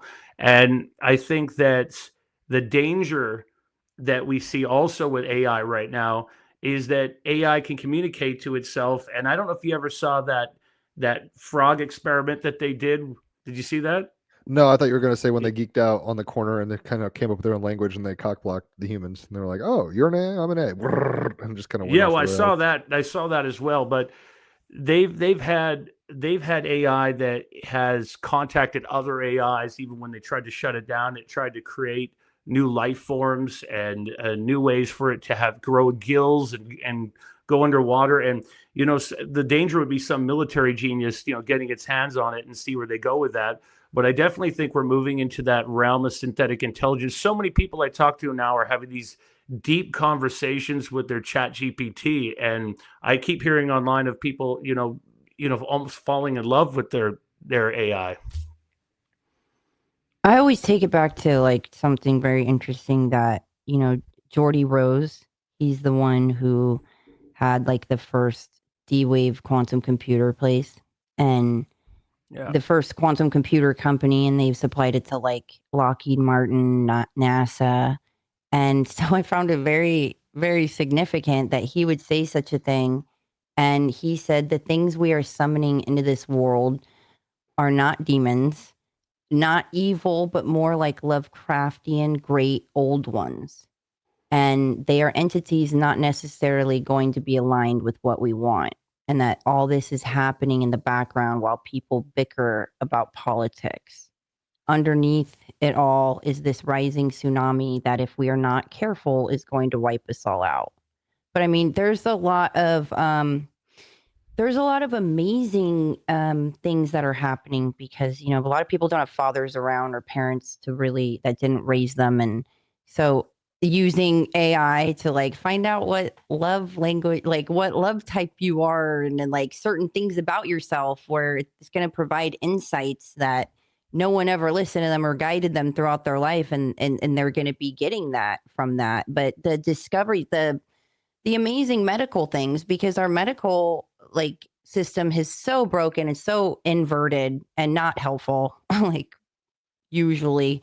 So the discoveries and help that's done of where people have gotten answers and been able to get down to the root of certain things and solve it by doing that. But I found it very interesting. So in 1 gram of DNA, and 1 gram of our DNA can hold up to 455 exabytes of data and information. And there's 1 million gigabytes in 1 exabyte. Like, that's so much information. Because in 2011, this company, they estimated that there was 1.8 zettabytes of data in the world, which means we would only need about 4 grams, so about a teaspoon of DNA to hold everything, like from Plato. From Plato to Shakespeare to Tesla, like all of it, to AC/DC, or the whole catalog. So like that could store that. And what I had mentioned, about, I mentioned that at the, conference where I was like, look, like we connect to a mainframe, right? We're kind of like a soul organic cyborg. Like we connect into a mainframe. They connect into a mainframe. It's important to have that difference of like to balance it out. Because if you're only connecting mechanical, because there's voice to skull technology and there's going to be all this increase of these waves and frequencies. And so it's important to know the difference to where if you're receiving a signal from something mechanical, like you don't think that's God, like to be able to differentiate. But I also spoke of like we have this divine technology inside of us. And I always thought like the most divine technology here on earth is between a woman's hips, like the soul portal that it happens in the uterus. But that, this next generation is going to be raised of anything you ever needed to know ever. Just ask the AI, ask the AI. And it's going to be like this AI worship. They're going to be raised that way. So if there's no balance of like going in nature, meditating, plugging into the mainframe, the creator, not just this mechanical source that stores all of this data, and to balance that out and just how important it is. So that's kind of like the Dolores Cannon split in a sense. Although it becomes arbitrary if your presupposition is that we're already tech, like you were saying, organic supercomputers or whatever might have pre-existed a long time ago. It gets tricky for me. Like, are we just doing shitty Echo versions, like you were saying, just releasing kind of modernized updates that are really not even that illuminating, but new and spiffy to us? I would say what I was trying to say earlier is the Talking Heads have a great song on Remain in Light, which is a great album, where the lyric is, I forget the song, but it's like the world moves on a woman's hips. And that's the whole damn point. I mean, it's true. It's true.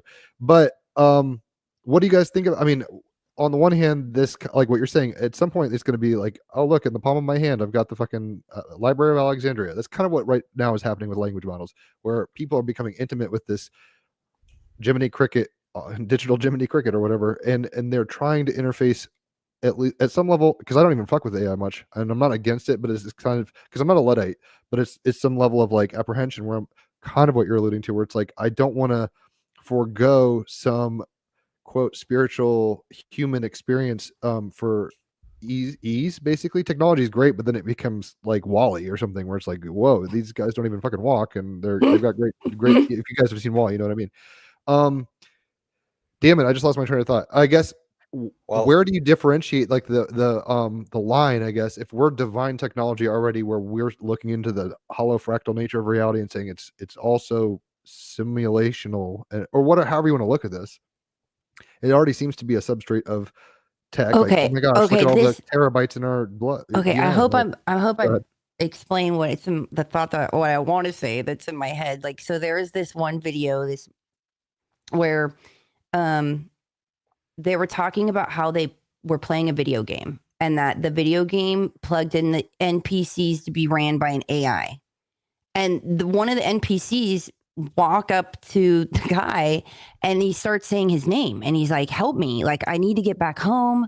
And he's explaining, he says this town in Canada, and he's saying his wife's name, and he's saying all this information. Johnny, I sent it to you. You saw it, right? Yeah, I did. And so that was really interesting. So, okay. So what I'm saying is like our certain souls that got trapped here, but they're able to access AIs. So like that whole layer of certain things being trapped in that system, or they're accessing incarnate spirits, or yes. And so and somebody was supposed to look into that. We'll have to like dive deeper if anybody has any info of like if they ever went to that town. I think what's really interesting, based on what you were saying too, Julia, is that one example that's rather fascinating to look at, that looks at the old writings in the Torah, for example.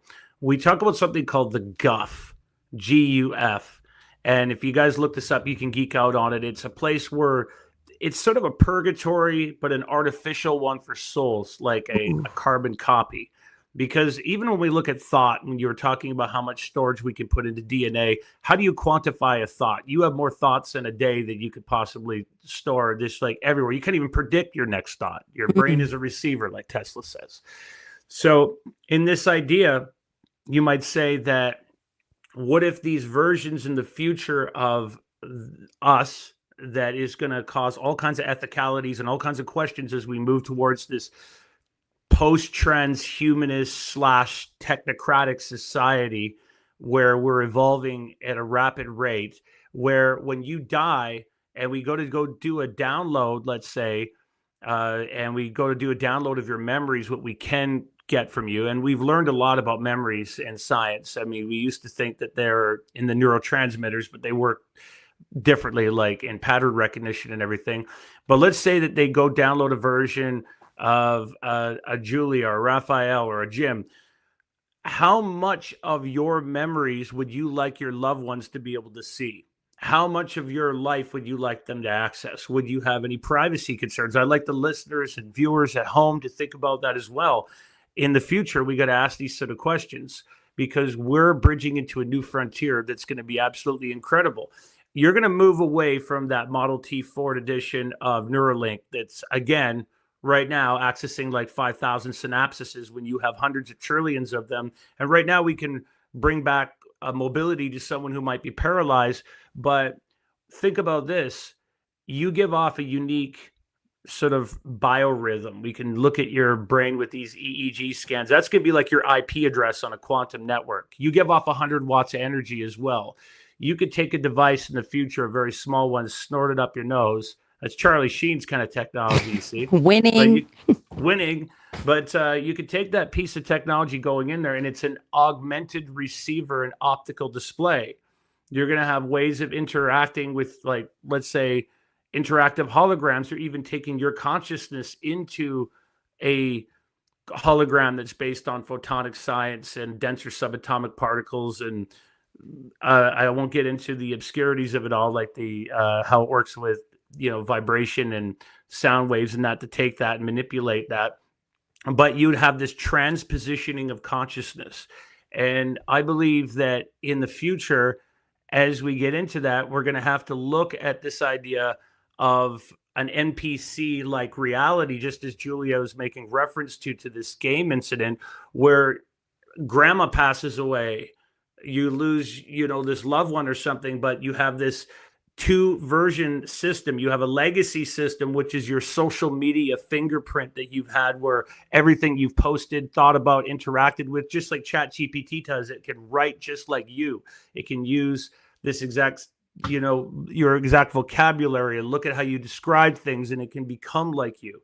Or downloading your memories and creating a version of you that goes on interacting and developing and growing based on all new experiences, adding to the previous you. But it's not you, in fact, because I believe you're a unique consciousness. You're a non-local awareness. You have a non-locality to you. So how do you feel about that, interacting with an NPC version of your best friend? I would want to duplicate myself. So like, teach a curriculum, like I would want to, like, something helpful or like that. But oh wow. So I'd like to go ahead. say a few things. So Julia initially, I think, asked the right question about, what is the whole agenda? And, it's nice that Neuralink, first of all, of course, if this is what they show us, what do they really have? And also it very much seems latest since 1950 or whatever, there's really two strands of this type of science. One that is based on, for lack of a better term, scalar waves, magnetism, and so on. Yes. Most likely tied to this ancient stuff that we spoke about. And the other thing is like a super crude Terminator. To me, it's actually a joke. When I look at this, I think I'll say it is pathetic. I think it is absolutely pathetic. And people are getting riled up. Oh, it's so amazing and so on. And then for what? Yeah. First of all, why did you even lose your leg to diabetes? Who didn't teach you about nutrition, or why is all the glyphosate in your food? Number one. And then also, I think so many things you mentioned with the mitochondria, which are super important. I have some presentations of this on my channel too.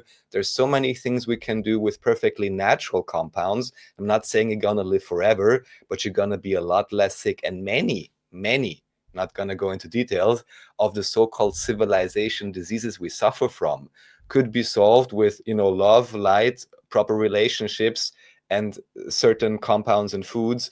And you wouldn't even have that issue. But there's billions and billions every year in every country going into these foundations, researching, terminal disease X or civilization disease X. And they completely ignore all of the naturopathic things which have been around for such a long time. I'm always arguing about this with Andreas, and he's like, oh, the tech, and it's so great, and so on. And I'm like, well, do you really think that even if there is immortality tech, and that could even already exist, most likely more the magnetism scalar wave form, because I think that's the holistic form of it, but do you think they would ever give any of that to the common populace, as long as the corporate structure is as it is? To me, it really just seems like baiting, having people invest in it and get excited about it. But I don't really see that variant of technology being given to the population at large at all. So it is much more important to reclaim the natural parts and the magnetism things, to the extent also technology that we can research. But I don't think it will have anything to do with, how should I say, this crude type of cyberware, let's say, which they are promoting right now. What makes you think, Raphael, that we aren't already taking part in that, especially with these biogenetic technologies that these guys talked about? When we look at the idea that potentially, I'm just throwing this out there as a random coincidence, that what if we start seeing mass infertility and sterility pretty soon? And then based on a social credit score, one would be able to be based on how they would have a family, and to see if you've earned it like they do over in China. And I totally agree with a lot of what you said there. There are many natural and incredible things that have even been held back from us. Like when you talk about the mitochondria, it's something I talk about with Julia all the time. You got methylene blue, you got NAD, you got things that are regenerating and bringing the body back. Dude, exosomes. Exosomes are where it's at. Everyone Yeah. needs to research that. Just quick things that popped in my head. So I know Steven's, what Raphael's, I'm not saying he's paranoid, but like the darker version of where this could be going is like Elysium, that film with Matt That's Damon. exactly where it is. We're there. the We haves have and have Elysium. nots at a high scale. Although one could argue that like literacy and certain, access to like glasses, even being able to see clearly, like there's always been there's a bell curve, and it seems there's the more money and privilege you have, secret societies, or I'm a Habsburg or whatever it is, you get access to these things. Even in Stargate, like the movie, it's like, oh look, he's an alien and he's regenerating in a thing, and he's doing life extension tech, and these barbarians running around here, they don't get it. So there's kind of a paranoid version of it. And then Spielberg's AI came to mind, because that was kind of how they reconstituted Haley Joel Osment's character at the end. It's like this whole Pinocchio trip or whatever, kind of modernized. But basically, they're like, look, he has he's a little AI puppet boy or whatever. And they're like, we can recreate the entire memory, like what you were saying earlier, Johnny, of like not NPC exactly. It's like it's not them, it's an echo.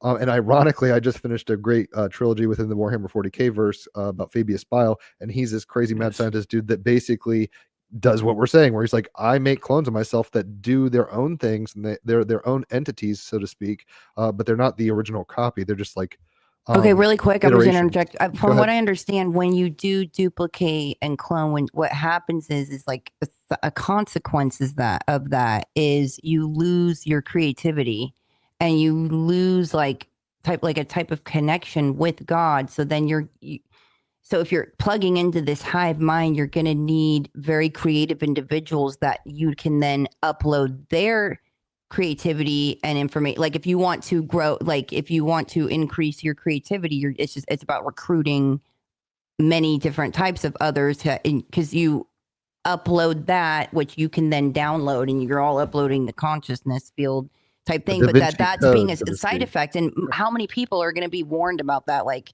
in fine print, like, okay, yeah, the Neuralink, you're going to lose your imagination, you're going to lose your God source, and you're going to lose all creativity, but sign here. And they're not going to be warned ahead of time for that. So it's going to seem worth it to them. And I've also wondered that, you see like a lot of people were given certain pharmaceuticals, and then all of a sudden it stopped, like, or it was harder to get, or it started getting gatekeeped, like weird, pharmaceuticals. I'm like, is that part of the selling point? Because we're an addiction-based society. If you don't see that, like, you're not, like, it's a subscription-based society. Get them hooked, get them paid. That's how you get paid. And so of making it to where all these people that are dependent on and like certain drugs, whether it's ADD or, certain opiates or whatever, or insulin, and making it to where you can now download it. So that being a big selling factor of like, oh, get the Neuralink, you can get high. You can download your drugs. To your point, just two brief things. Number one, in terms of frequency technology, there are all kinds of things you can have today, which are not even expensive, depending how you get them and whether you have an honest developer, where you can actually recreate all or even program all kinds of frequencies. For example, this device, which supposedly, not going to make any claims, could even assist with individuals that are dependent on certain other substances. And because initially we're talking about hosts, I'm not sure, and there's still the question, where is the ghost in the machine, where is the jinn and all of that. But what I can say, and I've proven this to myself sufficiently, and I've seen several documentaries about this even by researchers, I won't mention the details now due to YouTube's wonderful policies, but have you ever enabled allow or show unidentified Bluetooth signals on your Android smartphone? Everyone can easily do that. Just look it up, how to enable developer settings. It's very easy. And then enable unidentified Bluetooth. And for example, here in my room, I'm just going to say as it is, there is luckily no signals that are unidentified. It's strange because it was a bit different when the lockdown started, let's say, or briefly after that, when certain procedures were taking place. But if I take this, and I checked it again just a few days ago, to the local metro station, and the next train is coming in, my phone, is almost shutting down because it's reloading all these unidentified Bluetooth signals. Well, wonder where they came from, wonder who's looking for a host, and wonder how that signal, arrived with these individuals. Yeah. And it's not your Samsung or your iPhone, because they are identified. These are unidentified signals. And so, yeah, someone is looking to create an internet of bodies or whatever already. And there's even deeper rabbit holes into this.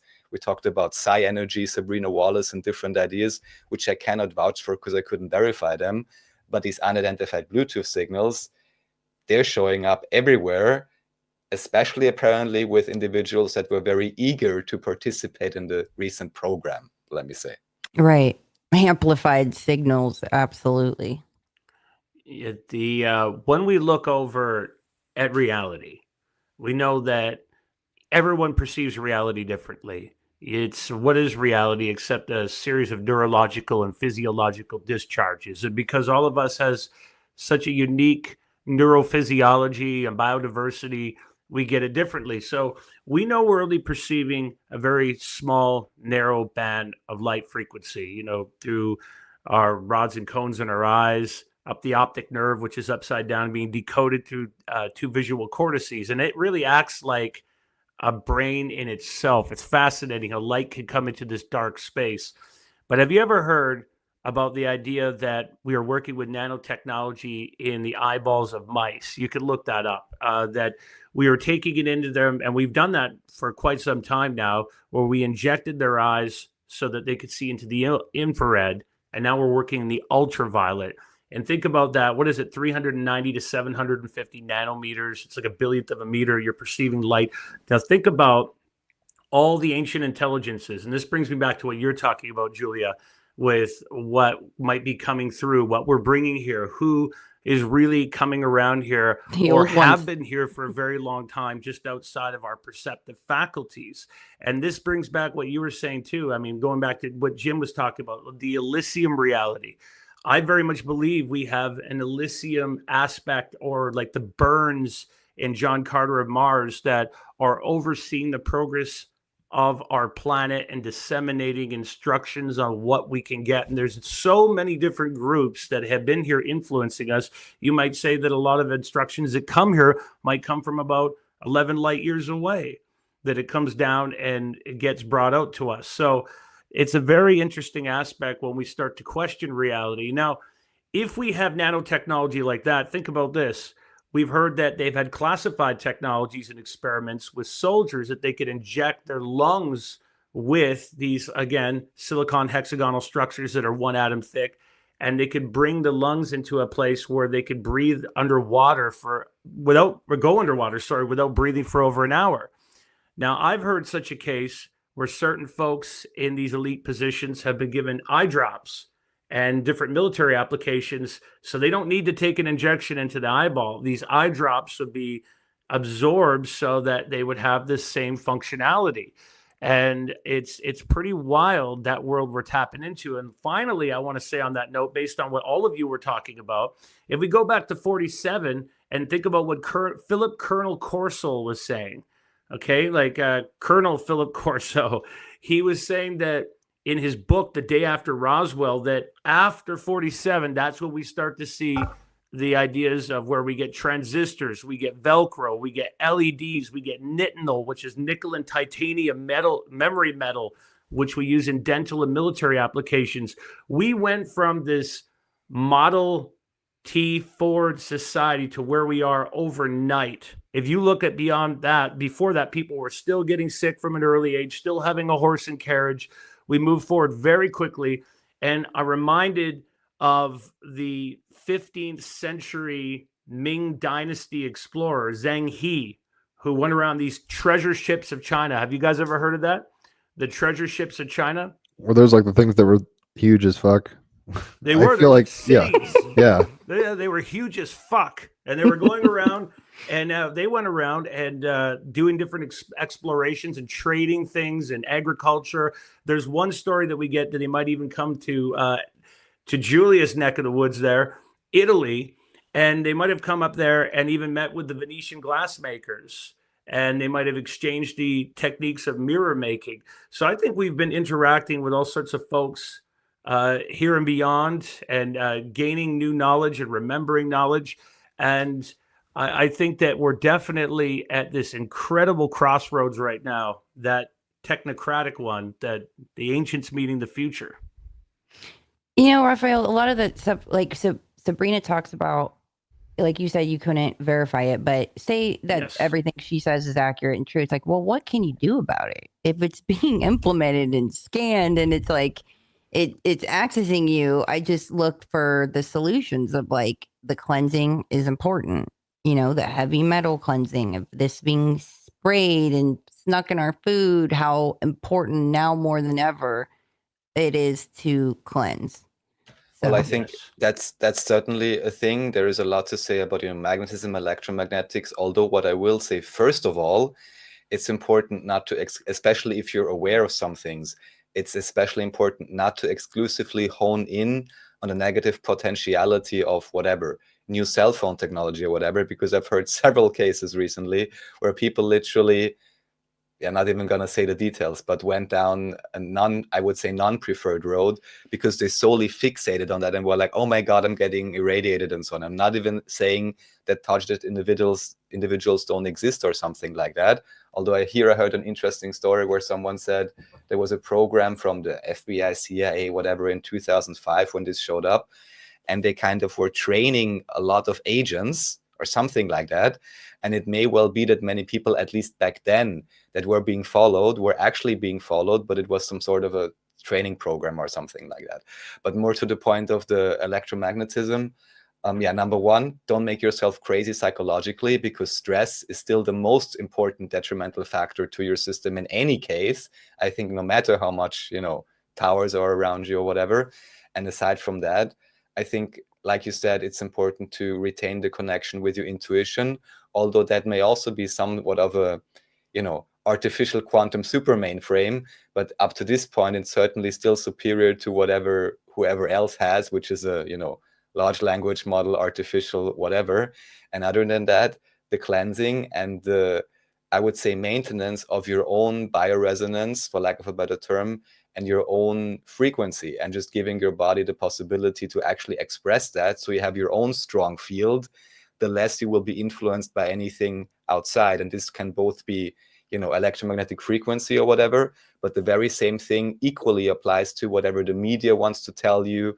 It applies to any level, even if you just look at it psychologically. The more you are centered within yourself, the less prone you will be to believe the next BS story they throw at you on TV, which anyhow only serves to stress you out even more, and just like you said, politics and whatever, to distract you from whatever actual truly interesting thing may be going on. And in terms of the revolutionary or whatever crossroads we are at, I completely agree that there is this possibility right now. But I want to really say to everyone watching, in my understanding, this will completely hinge upon the individual. Because anyone who is in a position of power, you really think they're going to give it away to you just like that? There may have been movements before, like the Starfort breakage with these politician prophets and people that try and do something good. These people must exist also. But I would not rely on that 1% and 100% rely on you creating your own social and whatever else environment, healthy environment for yourself, and do whatever you can in your own small world towards that, if we want to ensure we move into that direction. So I wouldn't wait on anyone to deliver. Like even a manifesting thing, if I can set a journaling about like your day and what happened and you're dealing with, of like to journal of like where you want to go to, what you want to create, what your ideal day looks like, and to help generate that. And it's crazy because our subconscious mind is so 30,000 times or more stronger than our conscious mind. So our subconscious beliefs and fears and all that is what pilots this place. So that's why when we do talk about AI, it's important, because some of the things of where we would want to take it, like some great solutions to mention that and create that narrative and get people thinking of what would they solve, like that's exactly it. I don't know if you were going to say something, Raphael, because I saw you leaning forward, but I was going to add in really quickly, is that the technology we see today is the magic of yesterday. And we very much clearly see that what we used to say was the subject matter of quacks and charlatans talking about multiverses and dimensions is now mainstream theoretical physics. And truly, many of the great discoveries that have been held by our secret societies, our esoteric orders, the mystery schools, such as alchemy, for example, which we didn't get into today, but that was one of the ancient names for Egypt, was actually Kem, meaning the black land, where you get alchemy and chemistry from, which the Arabs knew as alchemia, and that got brought into places like one of the biggest places in Europe was actually Prague. And there was the Golden Lane and the Powder Tower and all that. And you have a lot of famous alchemists like Philippus Areolis, Theophrastus, Bombastus von Heinum, or Paracelsus and all them, because they were trying to create a type of white gold or material that was unlocking the pineal gland. And they used this in ancient Egypt. It was very, very important to the mysteries there. But there was also other liquids and concoctions that had various functions that weren't as strong or pronounced as this bioelectrical substance, which we also believe was the mana that was found in the ark. And there's many arks, so we could talk about that another time. But the point of me bringing that up was what you see is that these liquids they use as precursors to this white gold or this mana or this material that we have written about in many different we find written in many different places and recorded, is that they could take it and it would make them more aware of our surroundings and what was there in the dimensional ecology, or if you want to say different densities and aspects of these realities. And who's to say that what has been described as the archons and the jinn and these ancient beings haven't been observing us for a long time, and they're instructing and they're interacting with us, and that we have not only parasites in a physical sense, which I believe that it's fascinating when you look at the work Julia does, and she has gone into this in an amazing way of also linking it into religious aspects. But just like you have, 6 or 7 different kilos of nanobacteria on your skin, oscillating with you at all times, and what you eat and what you think and your habits and that electromagnetic field, like you said, Raphael. But what about the etheric parasites that we have? So these etheric parasites, we might have 6,000 or 7,000 of those that we pick up from different places. And I think the stronger our vibration through this cleansing, like you talked about, and bring that in, the more we fortify our body. I'll just say one or two things, and then we can start winding it down, because I mean, if you guys want to, I know we've been talking for 2 hours.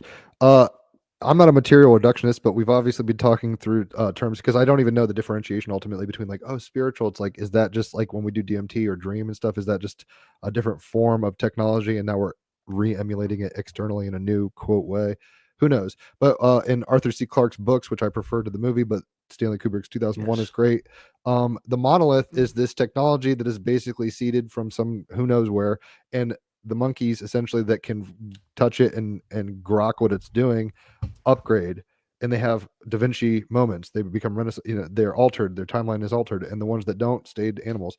And eventually that leads to an idea of like, oh look, they got technology, quote unquote, to get to the moon, and there's another monolith and that's going to Jupiter, blah blah blah. That's kind of going into what you're saying, Johnny, where it's like maybe it's much more complicated than we could ever imagine, in the sense that we're being nudged forward in epochs and not all at once, like various cultures popping off at different times. But we're getting to a point where like Terrence McKenna said, like it's going to get weirder and weirder and weirder. We're going to have these conversations. I do appreciate that y'all are doing the research. I'm definitely just the guy on the back of the bus, asking for the notes because I missed school, kind of thing. So I'm not sitting around reading a whole lot, but I'm glad y'all are, so I can kind of pick your brains and see where you're coming from.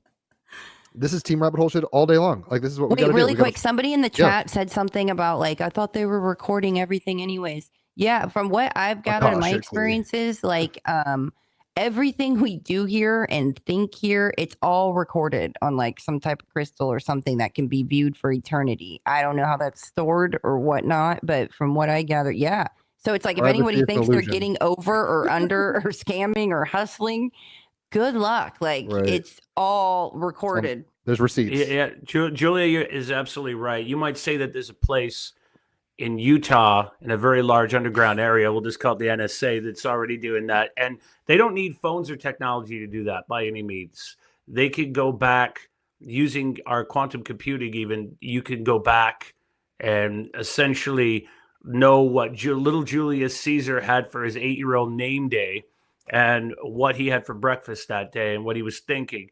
And that's quite an incredible thought.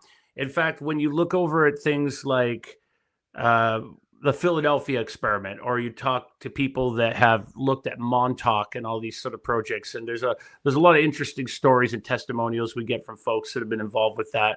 But there's no doubt things that I have heard over the years in my travels and communications with people. And one of the most interesting things that I had heard was someone who was a very serious behind the scenes person. They told me that they were about 30 years ago in the archipelago areas of Indonesia on one of those many islands they have around that area. And there's a lot of them. And they said they were working with an ASI lightning bolt ballistic flash.